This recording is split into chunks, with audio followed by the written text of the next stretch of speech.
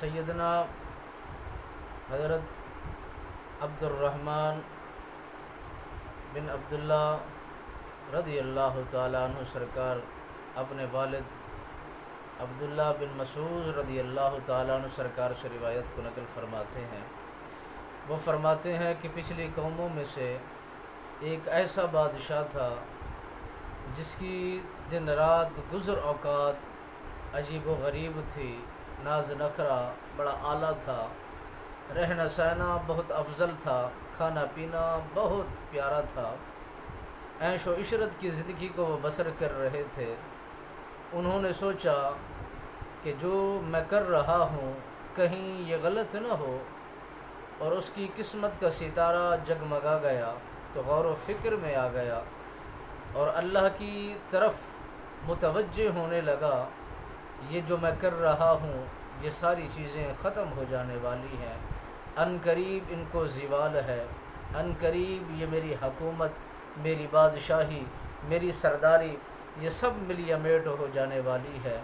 میرا نام اس کائنات سے ختم ہو جانے والا ہے۔ تو مجھے غور و فکر کرنا چاہیے، مجھے اپنے آپ کو سنوارنا چاہیے۔ اس خالق کی عبادت سے میں غافل ہو چکا ہوں، اس کی حمد و ثنا سے میں دور چلا گیا ہوں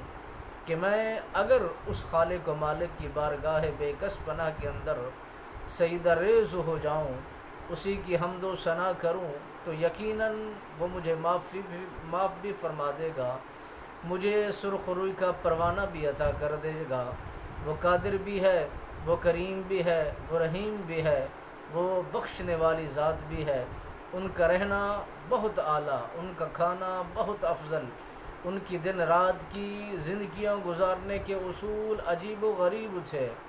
بس دل و دماغ کے اندر یہ باتیں ٹھاٹھے مارتے ہوئے اسے جگاتی ہیں، اسے بیدار کر دیتی ہے یہ گفتگو۔ تو انہوں نے رات کے لمحوں میں اپنے دل کی کیفیت کو سنبھال کر ارادہ مضبوط بنایا کہ میں اس شہنشاہی تاج کو، بخت کو، تخت کو اور عزیز و اقربا کو، مشیروں کو، وزراء کو سب سے میں کنارہ کشی کر جاؤں۔ وہ بندہ جوان جس کے دل کے اندر خدا کی رحمت ٹھاٹھے مارنا شروع کر دے، جو بندہ اندھیری کی دنیا سے اجالے میں اتر جائے، جس کی قسمت کا ستارہ چمک جائے تو وہ بیدار ہو جائے اور وہ ہوشیار ہو جائے اور غفلت کے پردوں سے نکل جائے، اللہ کی یاد میں وہ بسنا شروع ہو جائے، دل و دماغ کے اندر اس کا بہترین سوچ و فکر پیدا سی ہو جائے تو وہ فیصلے اچھے کرنا جانتا ہے، وہ غور فکر کرنا جانتا ہے۔ وہی بادشاہ رات کو جب رات ڈھلنا شروع ہو جاتی ہے، رات کی اندھیری رات آنا شروع ہو گئی تو وہ گھر سے بادشاہی کو، سلطنت کو، اپنے صابر تاج کو اور بادشاہی کی سیٹ کو چھوڑنے کے بعد اپنے اس خطے سے روانہ ہوئے، قدم پر قدم رکھتے ہوئے، تیز رفتار قدم اٹھاتے ہوئے رواں دواں ہیں، تیزی کے ساتھ سفر کر رہے ہیں۔ نہ اپنے وزراء کو ساتھ رکھا، نہ مشیروں کو ساتھ رکھا، نہ اپنے رفیقوں کو ساتھ رکھا، نہ ہم پیالہ ہم نوالا کو ساتھ رکھا، اکیلے ذات، اکیلا مشورہ رکھنے والا، اکیلا بادشاہ جس کے دل و دماغ کے اندر یہ باتیں بار بار تکرار کر رہی تھی، وہیں سے روانہ ہوئے۔ جب صبح کا سورج طلوع ہونے لگا تو اس بادشاہ کی جہاں سے بادشاہی شروع تھی، یعنی اس ملک کی بادشاہی کی جو سرحد جہاں ختم ہو رہی تھی اس سے وہ دور نکل چکے تھے۔ جب اپنے اس ملک کی سرحدوں سے دور چلے گئے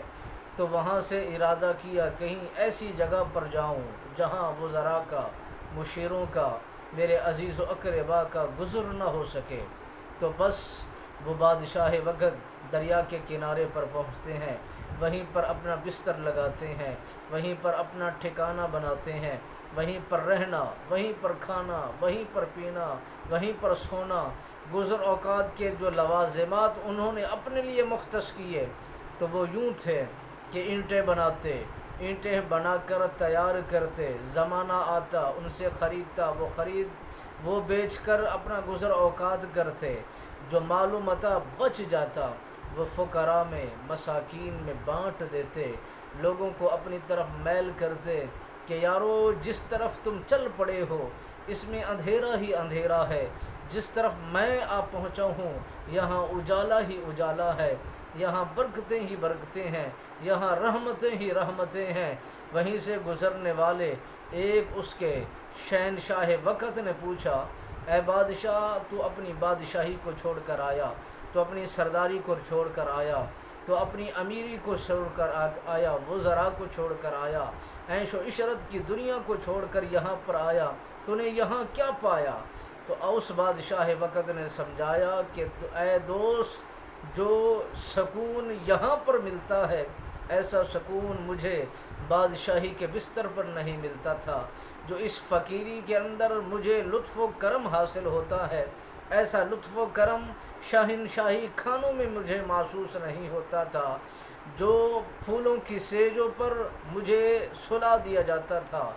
ملازمین میرے دائیں بائیں رہا کرتے تھے، وہاں اتنا سکون نہیں ملتا تھا۔ یہ جو زمین جو خدا کا بچھونا ہے اور سر کے نیچے تکیہ نہیں ہے، اینٹ کو سرانہ بنا کر تکیہ بنا کر میں نے رکھا ہے، اس میں بڑا اطمینان ہوتا ہے، بڑا سکون ملتا ہے، اسی میں مجھے راحت ملتی ہے۔ میرا خالق میرا مالک میری اس عاجزانہ کوشش کو اپنی بارگاہ میں قبول فرما لے، میرے آنے کے مقاصد پورے ہو جائیں گے۔ جب اس بادشاہ وقت نے دوسرے بادشاہ کو سمجھایا، اس نے اس کی بات کو سمجھنے کی جب کوشش کی، اس کا بھی جی چاہتا ہے کہ میں اپنی بادشاہی کو پیروں کی ٹھوکر پر رکھوں اور اس فقیری کے لبادے کو اوڑھ کر اس طرح کی زندگی کو بسر کروں جس میں راحت بھی ہو، جس میں سکون بھی ہو، جس میں اطمینان قلب بھی ہو، جس میں عبادت کی لذت بھی ہو، جس میں خدا کی خوشنودیت بھی حاصل ہو۔ تو یہ تب ملے گی جب انسان اپنے من کو مار دیتا ہے، فقیری کا لبادہ اوڑھ لیتا ہے، تو خدا اپنی برکت، اپنی رحمت، اپنا فضل شامل حال فرما دیتا ہے۔ دعا ہے ہمیں رب العالمین ایسی عبادات، ایسی زندگی، فقیرانہ زندگی کو بسر کرنے کی توفیق نصیب فرمائے۔ خالق و مالک ہم تمام کا حامی و ناصر ہو، آمین ثم آمین، وما علیہ الا البلاغ۔